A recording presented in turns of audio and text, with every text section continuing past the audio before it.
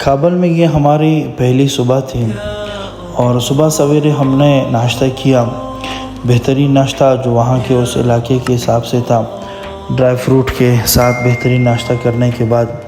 پھر ہم صبح سویرے نکلے کابل شہر دیکھنے کے لیے۔ ہم جب صبح اٹھے تو سردی اتنی زیادہ تھی، ہم رات کو جب پہنچے تھے اتنی زیادہ ٹھنڈ تو نہیں تھی، لیکن صبح کافی زیادہ سردی تھی۔ اور بالکل جب ہم نماز کے لیے اٹھے تو ہمارے جو دوست تھے مولانا مرزوق صاحب بالکل کمبل کے ساتھ اوڑھ کے ایسے بیٹھے تھے کہ جیسے کہ ہم سردیوں میں بیٹھا کرتے ہیں۔ خیر سردی تھی اور ٹھنڈے پانی سے ہم نے نہ چاہتے ہوئے بھی ہم نے وضو کیا، اور پہاڑوں پہ بھی آس پاس جو برف پڑی ہوئی تھی۔ خیر صبح ناشتہ کیا اور ناشتہ کرنے کے بعد ہم سویرے نکلے، اور جو ہمارے مشیر خزانہ تھے مولانا عبدالغفار صاحب جو ہمارے کابل کے میزبان بھی تھے، سب سے پہلے ہم ان کے دفتر تشریف لے گئے۔ وہ کافی ہمیں ڈانٹ بھی رہے تھے کہ یار تم لوگوں نے تاخیر کی، میں آپ کی وجہ سے کافی تاخیر سے پہنچا ہوں۔ ہم نے کہا یار اللہ خیر کرے، ہم تو صبح سویرے نکلے ہیں، آپ پھر کیوں کہہ رہے کہ ہم اتنے تاخیر سے پہنچے؟ تو وقت دیکھا، ہم پہلے ان کے دفتر کا ہم نے وزٹ کیا، بہت بہترین، بہت ہی خوبصورت اور بہترین اس کا دفتر تھا۔ اور دفتر میں ہم نے بھی وہاں پہ لازمی بات ہے شنی چائے نہ ہو ہی نہیں سکتا۔ شنی چائے پینے کے بعد پھر ہم ان کو دفتر میں رخصت ہم نے کیا اور وہاں سے پھر ہم نکل پڑے۔ انہوں نے ہمیں ایک جگہ کا بتایا شہدائے صالحین، ہم وہاں نکلے، اس کی طرف ہم گئے۔ وہ واقعی بہت قریبی تھا اور بہت پہاڑی کے اوپر حصے پر تھا، وہاں پہ صحابہ کی قبریں بھی تھیں۔ تو ہم جب وہاں پہنچے تو وہاں پہ جو ہے صحابی رسول حضرت تمیم انصاری اور حضرت جبیر انصاری کی طرف منسوب قبریں تھیں۔ ان کی تاریخ ہم نے جب پڑھی تو کچھ تاریخ تو وہاں پہ کتابوں میں کوئی ایسی تاریخ لکھی ہوئی نہیں تھی حضرت تمیم انصاری اور حضرت جبیر انصاری کی، اور تھے اس نام سے اور بھی صحابی ہوں گے اور مختلف ان کی تاریخیں موجود ہیں، لیکن ان کی جو تاریخ تھی، ان کے روزے کے بارے میں یہی کہا جاتا ہے کہ ان کی جو شہادت تھی یہ تقریباً 44 ہجری میں ہوا تھا۔ حضرت تمیم انصار کی جو قبر تھی اس کے متعلق تو یہی تھا، لیکن حضرت جبیر انصاری کی جو قبر تھی وہ تھوڑی سی مشکوک تھی۔ ان کے متعلق روایت مختلف روایتوں میں بھی ہے، بعض حضرات کہتے ہیں کہ ان کی قبر مبارک مدینے میں ہے، بعض حضرات کہتے ہیں کہ ان کی قبر مبارک جو ہے وہ کوفے میں ہے، لیکن حضرت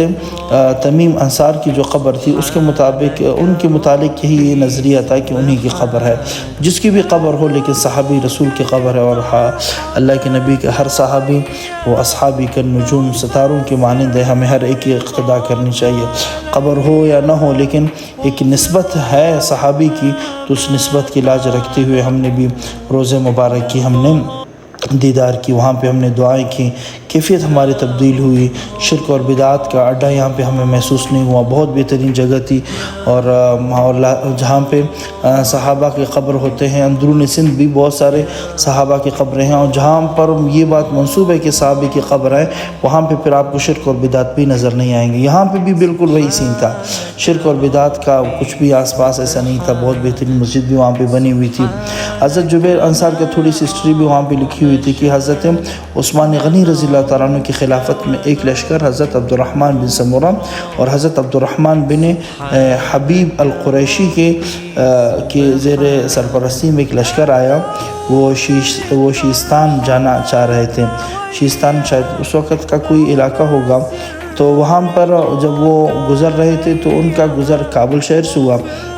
اور کابل شہر سے پھر جب ان کا گزر ہوا تو دیکھا وہاں پہ بت پرستی کافی زیادہ تھی، اور حضرت عبد الرحمن بن سمورہ کا چونکہ لشکر کو آگے جانا تھا تو انہوں نے پھر حضرت تمیم انصار کے اور ان کے ذمے اور حضرت جبیر انصار کے سرکردہ میں انہوں نے ایک صحابہ کی ایک جماعت وہاں پہ چھوڑی کہ بھئی آپ یہاں پہ جو تبلیغ کا کام کریں اور دین اسلام کا کام کریں۔ یہاں پہ قریب میں ایک اور جگہ بھی تھی جہاں پر تقریباً 70 صحابہ کی قبریں موجود تھیں، اور یہ کہا جاتا تھا کہ 70 صحابہ کی قبریں ہیں، اور وہ بھی صحابہ کی قبروں کی وہ صحابہ رسول کی طرف منسوب تھیں۔ ان کی قبریں اوپر تھیں اور جو 70 صحابہ کی قبریں تھیں وہ نیچے کی طرف تھیں۔ تو وہاں پہ جو ہے ہم نے 70 صحابہ کی قبروں کا جو اجتماعی قبر بنی ہوئی تھی اس کا بھی ہم نے جو دیدار کیا،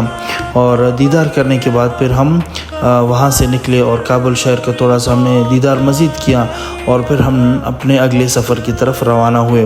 حضرت عبد الرحمن بن سمورہ رضی اللہ تعالیٰ عنہ کی تاریخ میں جب نام آتا ہے تو حضرت عبد الرحمن بن سمرہ کے بارے میں بھی یہ آتا ہے کہ وہ بلوچستان کے شہر خزدار تک بھی ان کا سفر ہوا ہے، اور خزدار میں بھی صحابہ کے لشکر آئے ہیں اور وہاں پہ جو ہے ان کا ٹھکانہ ہوا ہے۔ تو ان ساری چیزوں سے یہی بات معلوم ہوتی ہے کہ یہ یقیناً یہ صحابہ ہی کی قبریں ہیں۔ ہو سکتا ہے نام کے اندر جو ہے کچھ آگے پیچھے ہو، یا اس نام سے کوئی اور صحابہ بھی ہوں، لیکن نسبت کو دیکھ کر کے ہم یہی کہہ سکتے تھے کہ یہ صحابہ کی قبریں تھیں۔ اس سے آگے بھی ہم نے کافی سارے بزرگوں کی زیارتیں کی ہیں، وہ انشاءاللہ آپ کو اگلے حصے میں ہم دکھائیں گے۔ سبحانك ربي سبحانك